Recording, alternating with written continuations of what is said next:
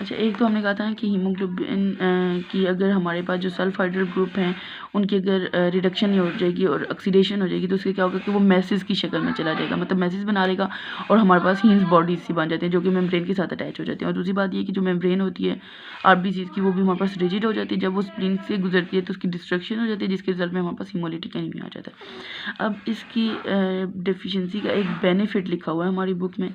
होता क्या है कि एक हमारे पास मलेरिया काजिंग एजेंट होता है जिसको हम कहते हैं प्लाज्मोडियम फल्कीपेरम। ठीक है, प्लाज्मोडियम फल्कीपेरम क्या करता है कि अपनी लाइफ का ना मोस्टली जो पार्ट होता है ना वो आरबीसी पे स्पेंड करता है। ठीक है, अब होगा क्या कि अगर हमारे पास आरबीसीज जो हैं वो जल्दी जल्दी बन रहे हैं और जल्दी जल्दी डिस्ट्रॉय हो रहे हैं, जैसे हीमोलिटिक एनीमिया में मोस्टली जो आरबीसीज होते हैं उनके लाइफ स्पेन 10 to 20 डेज होता है। तो अगर हमारे पास आरबीसीज जल्दी जल्दी डिस्ट्रॉय हो रहे हैं तो ये जो प्लाज्मोडियम फल्कीपेरम है ये भी अपना जो लाइफ स्पेन है या फिर अपनी जो लाइफ उसने वहाँ पे स्पेंड करनी है आरबीसी पे वो नहीं कर सकेगा और ये भी हमारे पास डिस्ट्रॉय हो जाएगा। और उसकी वजह से क्या होगा कि हमारे पास मलेरिया उन बंदों को नहीं होता जिनमें G6PD डेफिशिएंसी होती है या फिर जिनमें हमारे पास हीमोलिटिक एनीमिया होता है। इसके बाद एक और बात है कि हमारे पास ना ऐसे भी होता है कि एक तो हमें ये पता है ना कि ये हेरिडिटरी इन नेचर है, मतलब हेरिडिटरी कंडीशन होती है G6PD एंजाइम की डेफिशिएंसी मोस्टली म्यूटेशंस की वजह से होता है। अब होता है क्या कि इस कंडीशन को मोस्टली बंदे ऐसे होते हैं जिनमें G6PD डेफिशिएंसी तो होती है लेकिन उनमें हीमोलिटिक एनीमिया नहीं होता। ठीक है, उनमें अगर हीमोलिटिक एनीमिया होता है तो उसकी 3 वजह हैं, मतलब 3 अगर चीज़ें होंगी ना तो वो काज करते हैं कि हीमोलिटिक एनीमिया हो जाए।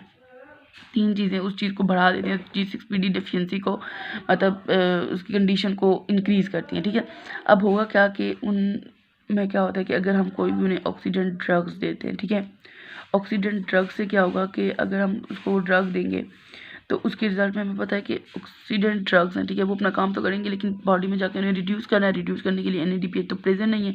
अगर NADPH प्रेजेंट नहीं है तो उसके रिजल्ट में हमें आरबीसीज की डिस्ट्रक्शन शुरू हो जाएगी और हीमोलिटिक एनीमिया हो जाएगा। ठीक है, मतलब ये कि G6PD डेफिशिएंसी तो थी उनमें लेकिन वो एक्सप्रेस नहीं हो रही थी। ठीक है, वो एसिम्प्टोमेटिक थे बंदे, लेकिन जब उनमें हम ऑक्सीडेंट ड्रग्स दे रहे हैं तो उसके रिजल्ट में उसकी जो सिम्टम्स हैं वो अपीयर होना शुरू हो जाते हैं। आरबीसी जब डिस्ट्रॉय होगी हीमोलिटिक एनीमिया होगा तो हमें पता चल जाएगा कि उसमें G6PD डेफिशिएंसी और वो कंडीशन अपने आप को एक्सप्रेस कर रही है। ठीक है, अब मोस्टली जो ऑक्सीडेंट ड्रग्स होते हैं ना उनमें AAA आता है। ठीक है, AAA मतलब A फॉर एंटीबायोटिक्स। ठीक है, मैं लिख देती हूँ, एंटीबायोटिक्स हो गए, और A फॉर एंटी मलेरियल कोई भी ड्रग देते हैं। ठीक है,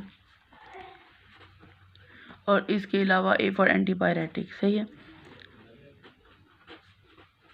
इसके अलावा दूसरी कंडीशन हमारे पास होती है जब हम कोई फेविज़म की कंडीशन होती है। ठीक है, फेविज़म एक ऐसी कंडीशन होती है जिसमें हमारे पास एलर्जिक रिएक्शन होता है अगेंस्ट द फेवा बीन्स, मतलब कोई भी फेवा बीन्स अगर वो लेगा ना तो उसको एलर्जी होगी। ठीक है, और अगर उसमें पहले ही G6PD डेफिशिएंसी है तो उसके रिजल्ट में वो अपनी कंडीशन एक्सप्रेस करेगा। ठीक है, एलर्जी होती है अगेंस्ट द फेवा बीन्स।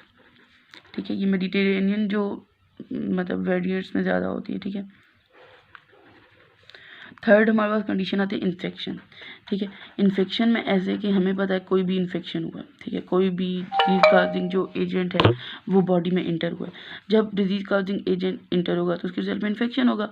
अब इन्फेक्शन को हमें पता है ख़त्म कौन करता है, कोई भी मैक्रोफेजेस हो गई या फिर हमारे पास न्यूट्रोफिल्स की हम बात करते हैं। ठीक है, अब हमें पहले भी पता है कि जो मैक्रोफेजेस होते हैं या फिर न्यूट्रोफिल्स होते हैं जब डिस्ट्रॉय करते हैं किसी भी बैक्टीरिया को या किसी भी एजेंट को जो इन्फेक्शन काज कर रहा है तो उसके रिजल्ट में देखते ऑक्सीजन स्पीशीज बनती हैं, मतलब ये कि फ्री रेडिकल्स बनते हैं। जब फ्री रेडिकल्स बन जाएंगे बॉडी में बहुत ज़्यादा तो कोई भी ऐसी चीज़ तो बॉडी में प्रेजेंट ही नहीं है जो उनको डिस्ट्रॉय करे या उनको ख़त्म करे फ्री रेडिकल्स को। ठीक है, अब होगा क्या कि ये फ्री रेडिकल्स एक्यूमुलेट होना शुरू हो जाएंगे सेल्स में भी और ये डिफ्यूज़ भी कर जाएंगे ब्लड में। जब ये हमारे पास डिफ्यूज़ करते हैं ना ब्लड में, ठीक है, तो उससे क्या होगा जब ब्लड में डिफ्यूज